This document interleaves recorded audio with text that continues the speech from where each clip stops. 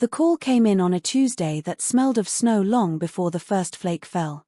Sheriff Roy Lee Mercer remembered that smell the way other men remember the scent of their first wife's perfume, sharp, metallic, wrong for October. He took 6 men up the old logging trace to Hollow Ridge because 19 children don't just appear in a ghost camp where even the crows stopped coming years ago. They found them at dusk, lined up barefoot on the rotting porch of the company store like they were waiting for a bus that had forgotten them half a century earlier. Skin winter pale but flushed at the cheeks, hair clean, clothes patched and pressed as if their mothers had dressed them that same morning. No fear in their eyes. No tears. Only a stillness so complete the wind itself seemed to hush when it touched them. Mercer asked the oldest-looking boy, couldn't have been more than 14, where their people were. The boy tilted his head the way a dog does when it hears a sound too high for human ears, and answered in a voice soft as creek silt. "We're right where we're supposed to be, sir. The ridge kept us." Behind him, the other 18 children smiled all at once, the same small curve of the lips, the same flicker at the corner of the eyes, as though a single thought had rippled through 19 bodies. That was the moment Mercer felt it settle in his chest, the cold certainty that whatever had happened on Hollow Ridge in 1968 was not an ending. It was a beginning that had simply been patient for a very, very long time. And somewhere far below the rotten floorboards of that abandoned store, something older than coal and twice as black shifted in its long sleep, tasting the air for the first faint scent of debts coming due 1.6s fast. October 15, 1968, broke cold and iron-gray over Mingo County, West Virginia, the kind of morning when the mountains seem to lean in close, listening. A pair of squirrel hunters tracking a late-season buck had pushed higher than most men cared to go, past the last rusted sign that once read Hollow Ridge Coal and Coke No. 7, past the point where the laurel thickets grew so dense they swallowed sound itself. Their dogs refused the trail at the old camp, hackles raised, whining like they'd scented death warmed over. The men cursed the hounds and went on alone. What they found stopped them dead between one breath and the next. The camp had been dead since '53, when the seam pinched out and the company pulled the rails. Roofs sagged, windows stared blind, and blackberry brambles had spent 15 years trying to erase every trace of men. Yet here stood the company store, door hanging open on new leather hinges that gleamed like they'd been oiled yesterday. Smoke, thin, almost shy, curled from a stovepipe that should have rusted through a decade ago. And on the long porch, straight as fence pickets, waited 19 children. They ranged from a tiny girl clutching a rag doll to a boy tall enough to rest his elbows on the railing without stretching. All of them barefoot despite the frost silvering the boards. All of them clean. Hair combed, faces scrubbed, dresses and overalls patched with careful, tiny stitches no child hand could make. Their breath plumed in the cold, but none shivered. One hunter, Earl Ray Maynard, 32 years old and not afraid of much, raised his shotgun anyway, because something about the stillness felt worse than any scream. The children turned their heads in perfect unison, slow, like owls. 19 pairs of eyes the color of creek water over shale fixed on him. No blinking. No widening in fear. Just looking. Earl's partner, Luther, found his voice first. "You kids lost." The tallest boy smiled, small and polite, the way a child does when an adult has asked a foolish question. "No, sir," he said, soft as falling ash. "We been right here." Behind them, inside the store, a fire crackled though no one had fed it wood in 15 years. The smell that drifted out was not coal smoke but something greener, older, like crushed ferns and wet stone. Earl took one step back and felt the mountain itself seem to notice, the ground under his boots giving the faintest throb, as if a heart the size of a boxcar had just shifted in its sleep far below. That was when he radioed Sheriff Mercer, voice cracking like a 12-year-old's. "Roy, you better get up here. There's kids. Whole mess of 'em. And Roy, they ain't right." They brought the children down the mountain in the beds of 3 pickup trucks, wrapped in wool blankets that smelled of mothballs and gun oil. 19 small bodies sat shoulder to shoulder, never leaning into one another for warmth, never looking back at the ridge that had kept them. At the county hospital they were separated by age and sex, placed in rooms with bright fluorescent lights that made their skin look even paler. Nurses tried to coax names, ages, anything. The children answered every question with the same unblinking courtesy, then fell silent. For 72 hours they did not speak again, not to cry, not to ask for parents, not even to whisper among themselves when the orderlies stepped out. On the third night the power flickered just after 3 in the morning. Every nurse on the pediatric ward later swore the outage lasted no more than 4 seconds, but in that brief darkness every child began to sing. The sound rose at once from 6 different rooms, from behind locked doors and down corridors that should have muffled it. Not loud, never loud, but perfectly together, as though a single throat breathed through 19 mouths. The tune was a nursery rhyme no one recognized at first, something about a black lamb following its mother into the mine and never coming up to see the sun again. The words were English, but twisted, vowels stretched and consonants clicked like stones knocked together underground. Later, a linguist from WVU would spend months tracing the dialect and conclude it hadn't been spoken aloud since the 1840s, before the first Scotch-Irish families ever sank a shaft into Hollow Ridge. The night charge nurse, Dolores White, ran from room to room, slamming light switches that refused to work. In every doorway she found the same thing: children sitting upright in their beds, hands folded in their laps, mouths moving in flawless unison. Their eyes stayed open, reflecting the emergency exit signs in steady red coins. When the lights snapped back on, the singing stopped as suddenly as it began. The children lay down again, turned onto their right sides with military precision, and appeared to sleep. Dolores would tell her sister years later that the worst part wasn't the song itself. It was the way the children smiled while they sang, small, private smiles, like they were sharing a joke no adult would ever be old enough to understand. And in the sudden silence that followed, she heard it, faint but unmistakable, the soft scrape of many small fingernails tapping once, in perfect rhythm, against the metal bedrails, as though counting down to something only they could see coming. The doctors started with the routine: height, weight, teeth, ears, reflexes. Everything checked out almost too well.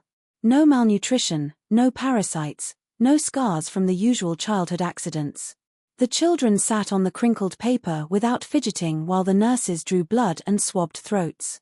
They even held still for the chest x-rays, 19 small chests rising and falling in the same quiet rhythm, as though they shared one set of lungs between them. It was Dr. Harlan Pike, chief of orthopedics on loan from Charleston General, who first noticed the anomaly. He was reviewing the spinal films under the orange glow of the view box when he stopped dead, coffee sloshing over the rim of his cup. Every single plate, 19 of them, showed the identical deformity, a smooth, sickle-shaped fusion of the 4th and 5th lumbar vertebrae, curving inward like the blade of a scythe. The malformation was so precise it looked machined rather than grown. Pike had seen maybe 6 cases in 30 years, all in the same bloodline down in Boone County, a recessive trait so rare the literature called it familial lunar spondylosis. Statistically, the odds of 19 unrelated children sharing it were beyond astronomical. He called in the radiologist, then the geneticist from Morgantown. They retook films on different machines, used different technicians. The curve was always there, always the same degree, the same graceful, lethal arc. When the lab finally rushed the preliminary blood work, the results arrived like a slap. No 2 children shared more than random markers. Not siblings, not cousins, not even distant relations. 19 separate genomes, 19 separate families lost somewhere in the folds of the mountain, yet every backbone carried the exact same impossible signature. Pike stood in the corridor afterward, staring at the rows of glowing films clipped side by side. Under the harsh light, the sickle curves looked less like bones and more like smiles, 19 identical smiles carved into living marble. He reached out to touch one of the plates and felt the glass colder than it should have been, as if the X-ray machine had pulled the chill straight out of the ridge and trapped it inside the image. That night he dreamed of standing inside a mine shaft so deep the timbers had petrified into black glass. Something moved far below, something vast turning over in its sleep, and every time it shifted, 19 small spines bent in perfect unison to match the curve of its yawn. When he woke, the dream left a taste like coal dust and spoiled milk at the back of his throat, and he knew with the clarity of a man staring into an open grave that whatever had shaped those children had done it long before they ever drew breath under the sun. The hospital settled into the small hours of October 23, 1968, that dead zone between the last medication round and the first shift change. The pediatric ward lay quiet except for the soft electric hum of monitors and the occasional cough drifting down from TB isolation. At 3:17 a.m. the lights dimmed for half a heartbeat, just long enough for the night nurse to glance up from her charting, then flared white again. In that instant every mirror in the building gave up its silver. They burst outward in perfect silence, no crack, no tinkle, only a sudden soft explosion of glass dust that hung in the air like frost. Bathroom mirrors, the long one over the nurse's station sink, the small hand mirrors patients used to comb their hair, even the polished chrome on the medication cart that sometimes caught a warped reflection, all of them surrendered at once. Shards rained onto tile, onto bed rails, onto the open pages of charts, yet not a single piece touched the floor in the children's wing. Security found them in the common playroom that had been hastily cleared for observation. The 19 children sat cross-legged in a circle so precise it looked measured with a compass, knees touching, palms resting lightly on their thighs. Glass glittered everywhere, a glittering carpet inches deep, yet none of it had crossed the invisible line of their circle. Their bare feet rested on the shards without a drop of blood. Their hospital gowns were spotless, the pale blue fabric catching the emergency lighting like moonlit water. Orderlies froze in the doorway, afraid to step forward. One nurse, Mabel Kraus, 20 years on the floor and not afraid of much, later said the air inside that circle felt thick, the way river water feels when you wade too deep and the current suddenly remembers you're there. The children's eyes were open, fixed on nothing and everything, pupils wide and black despite the harsh overheads. Each small mouth wore the same faint, satisfied curve, as though they had just finished a lovely meal no one else had been invited to taste. When Mabel finally found her voice and asked what in God's name they were doing, the tallest boy lifted his head. The motion rippled through the circle like wind over wheat. He didn't speak, only smiled wider, and in the fluorescent glare every tooth looked a shade too sharp, as if something had filed them while no one was looking. Behind him the broken glass began to settle, each fragment turning edge down and sinking silently into the linoleum until the floor was smooth again, unmarked except for the perfect ring of tiny bare footprints that hadn't been there minutes before. The clock on the wall read 3:19 when the orderlies finally moved, but the children were already rising, unhurried, brushing imaginary dust from their gowns, ready to be led back to bed as though nothing at all had happened in the hour the mirrors decided to die. Evelyn Hartwell had been with Child Services for 17 years and had never once lost a child on her watch. She was 41, divorced, childless by choice, and carried the quiet certainty of someone who believed rules were stronger than fear. On the morning of October 28 they gave her the lead file on the Hollow Ridge children, a stack of papers already thick with incident reports no one wanted to sign their name to. She spent the day in the observation lounge behind one-way glass, watching them color with crayons they never broke, watching them eat every scrap of food placed in front of them without once asking for more or less. At 8:07 p.m. she took a cup of vending machine coffee into room 312, the smallest isolation cubicle, intending to try again with the quietest child, a girl of maybe 7 who had yet to speak a single word. The door locked behind her with the soft pneumatic hiss standard to psych wards. Security cameras rolled. The red tally light glowed steady. The footage later showed Evelyn standing at the foot of the bed, speaking too softly for the microphone to catch. The girl sat cross-legged on the mattress, head cocked, listening the way deer listen to something moving under snow. For 4 minutes and 31 seconds nothing happened except the slow rise and fall of 2 small chests. Then Evelyn set the coffee down, untouched, and took 1 step backward. Her shoulders squared the way they do when a person decides something irrevocable. She began to walk again, but backward, heels first, spine perfectly straight, eyes fixed on the corner where the 2 walls met the ceiling. The corner was empty, everyone who watched the tape agreed on that. Yet Evelyn kept retreating toward it, measured, deliberate steps, until her back met the painted cinder block. She did not stop. Her body folded, not roughly, not gently, the way a sheet of paper folds when a careful hand creases it once, twice, again. Shoulders narrowed, head tucked, knees drawn up until the shape of her became impossibly small, a neat rectangle no thicker than a closed file folder. The corner swallowed her. One moment the wall was flat and institutional green, the next it held only the faint scuff of a shoe print at floor level and a single drop of coffee trembling on the baseboard like a dark tear. The little girl never moved from the bed. She watched the place where Evelyn had been, then lifted one hand and waved, fingers slow and polite, the way a child waves goodbye to someone walking away down a very long road. The red tally light kept burning, recording empty air for the next 11 hours until the morning shift arrived and began to scream. By spring of 1969 the children had been scattered like seeds across 3 states.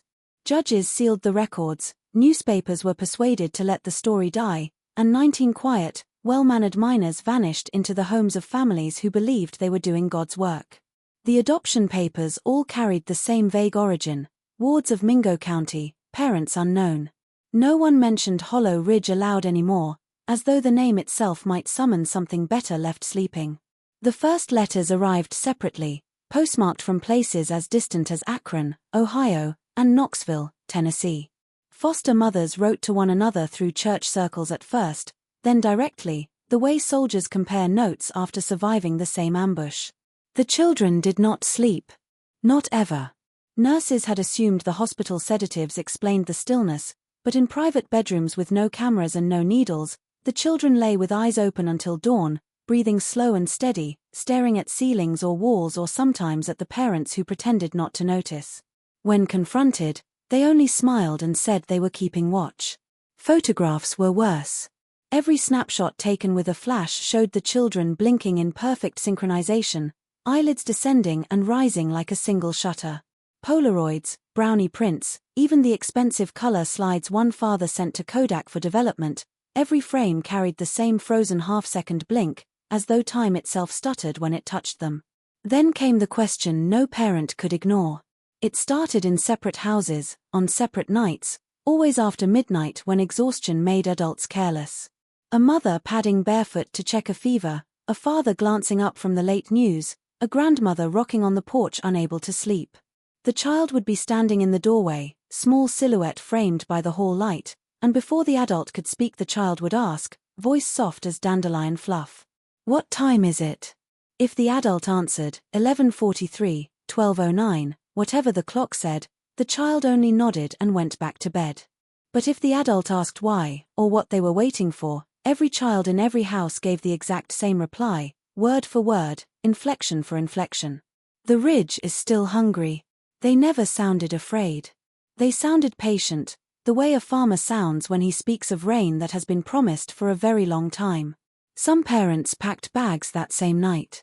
Others installed locks on the outside of bedroom doors, then lay awake listening to the soft scrape of fingernails tracing circles on the wood from the inside, circles that never quite finished, as though the children were drawing the shape of something too large to fit through any ordinary doorway. June 1971. 3 years almost to the day since the children came down the mountain, 2 Forest Service rangers followed a report of illegal camping high on the north face of Hollow Ridge.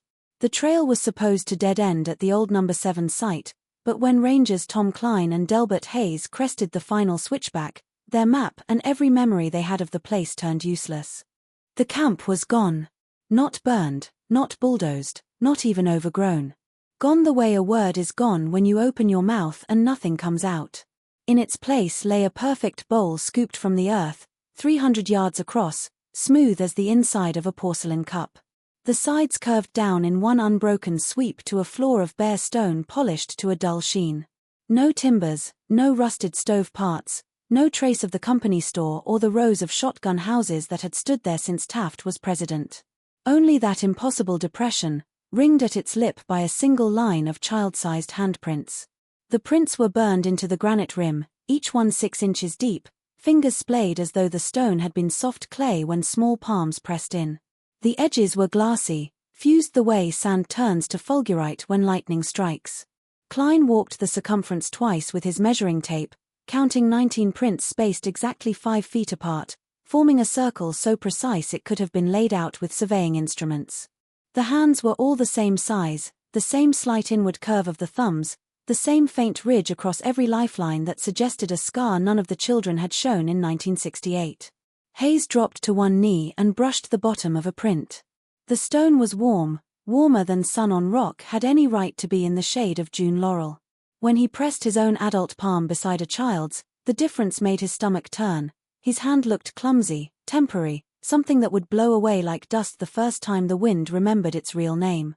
They took photographs, chipped samples the lab later swore were ordinary Precambrian granite, and filed a report that disappeared somewhere between district headquarters and Washington.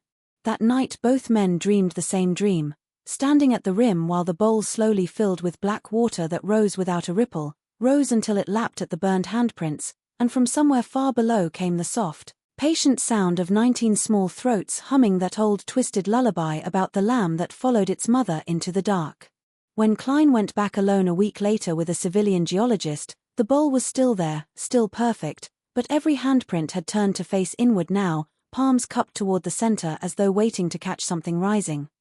The first death came in March 1974, a hardware store owner in Charleston who had taken in the boy called Jonah. They found him in the recliner at 2:14 a.m., television still flickering with test-pattern snow, mouth open as if he'd been about to call out. Every drop of blood was gone. Not drained through wounds, there were none, but simply missing, as though someone had uncorked him and let 5 quarts pour straight into the ground. The coroner weighed the body twice because the numbers refused to make sense.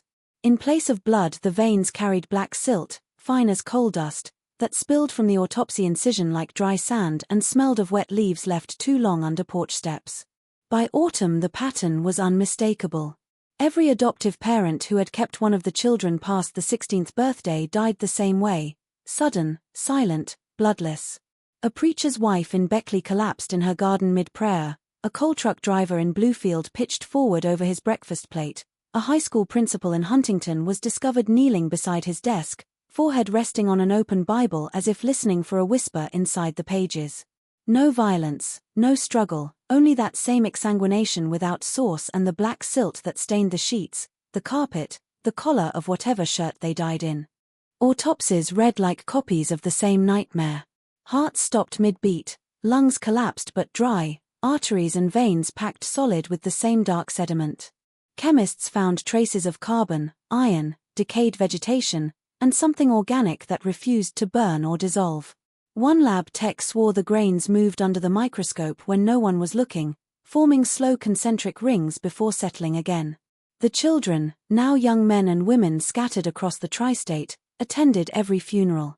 They arrived separately yet always at the same moment, stepping from cars that no one remembered parking. They stood at the back of the chapel or beside the grave in their Sunday best, faces calm, hands folded, eyes dry. When grieving relatives asked why they had come, each answered the same: he kept his promise. We had to say thank you. After the last coffin was lowered, the 14th parent, a widow from Logan who had raised twin girls, the remaining 5 families tried to give the children back. Courts refused. The adoptions were legal, the records sealed, the state had no grounds. Locks were changed anyway, bus tickets bought, midnight drives attempted. The children always returned before dawn, standing patiently on doorsteps with small suitcases that were never opened, smiling that same small, satisfied smile, saying only, "We're almost home." In morgues across 3 states the drawers filled with bodies full of black earth, and somewhere far beneath Hollow Ridge the bowl-shaped scar in the mountain began to sweat a thin, dark moisture that smelled exactly like the silt now clogging human hearts. October 1981, 13 years after the mirrors broke, Father Daniel McCarrick heard a knock at the rectory door of St. Brendan's in Williamson just after the 10 o'clock Mass. The woman on the step wore a plain grey dress and a coat too thin for the season. She was 21, maybe 22, hair the color of river silt pulled back in a braid so tight it looked painful. Her face carried the same stillness the newspapers had photographed on a 7-year-old girl in 1968, only now the stillness had ripened into something older than the mountains. She asked for confession though it was not Saturday. McCarrick led her inside, past the votive candles guttering in their red glasses, and closed the Neela door behind them. On the other side of the screen her silhouette knelt without moving, hands invisible in her lap. He gave the usual greeting. She did not answer with any sin. Instead she spoke in the soft, unhurried cadence the nurses had once described, the one that made listeners feel they were hearing something meant for different ears. "We were never lost, Father." McCarrick waited. Outside, wind rattled the stained glass panes the way it does when storms come down off Pine Mountain. "They think we were abandoned," she continued, voice barely louder than the candle flames. That someone left us up there to die. That's backward. We were left so the ridge wouldn't have to come down and take what it was owed. He asked what she meant by owed. A pause, long enough that he thought she might leave. Then, every vein has a heart. Every heart gets hungry. Long ago the men who cut into Hollow Ridge promised it something that would keep it quiet for a long, long time. Children born under the new moon, 19 of them, given clean and willing. But promises rot if they're kept too long in the dark. So the ridge let the men think they'd broken their word. Let them close the mine, pull the tracks, walk away. Then it kept us ready. McCarrick's hand tightened on the stole around his neck. We grew slow, she said. Slow enough that no one noticed we weren't changing the way we should. Slow enough for the debt to feel like mercy while it waited. When we were small it fed on little things, mirrors, a woman who asked too many questions, the blood of those who tried to keep us past the settling day. Soon it will take the rest. He asked what would happen then. Her silhouette leaned closer to the screen. He smelled wet leaves and coal smoke though the rectory furnace burned clean gas. Then the ridge will be quiet again, she whispered. And the mountain will have its 19 hearts beating inside it where they belong. She stood. The kneeler creaked though her weight could not have been more than a child's. Tell them the door is almost open, she said. Tell them we're going home. The latch clicked. By the time McCarrick tore the confessional door open, the center aisle was empty and the outside door still settling on its hinges. Only a single gray thread from her coat remained, caught on the screen like a cobweb, already darkening to the color of rich, fresh-turned soil. December 2025. A graduate student at Virginia Tech running a routine change detection algorithm on declassified KH-11 imagery noticed the anomaly first.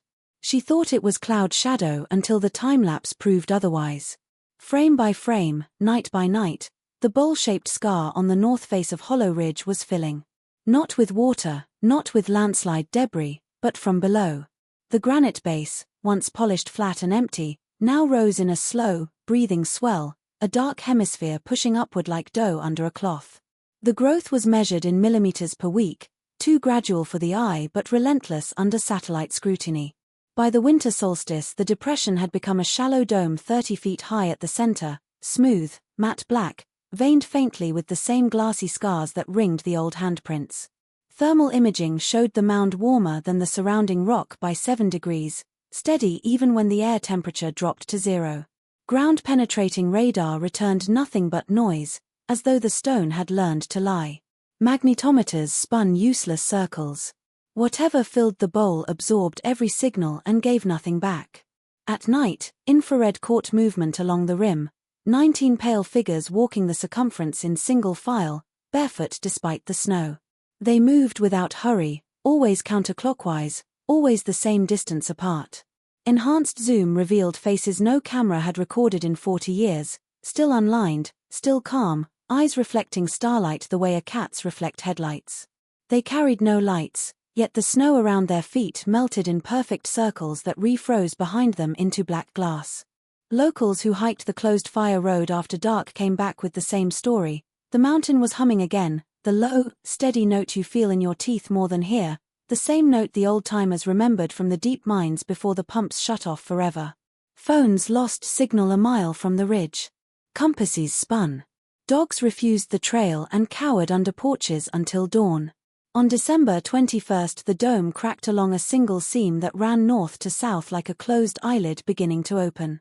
From orbit the fracture glowed dull red, pulsing once every 47 seconds, the exact resting heart rate of a child. Moisture beaded along the split and ran downward in slow black rivulets that steamed when they touched the snow. Where they pooled, the ground sank again, as though something immense were inhaling after decades of holding its breath. By Christmas Eve the mound stood 90 feet high and still rising. The handprints at the rim had vanished, the stone there now smooth and warm to the touch. Search drones sent up by the National Guard lost contact the moment they crossed the tree line. The last transmitted frame from each showed the same image frozen on screen, 19 small figures standing in a circle on the summit, arms raised, mouths open in perfect O's as if singing to something that had finally begun to sing back.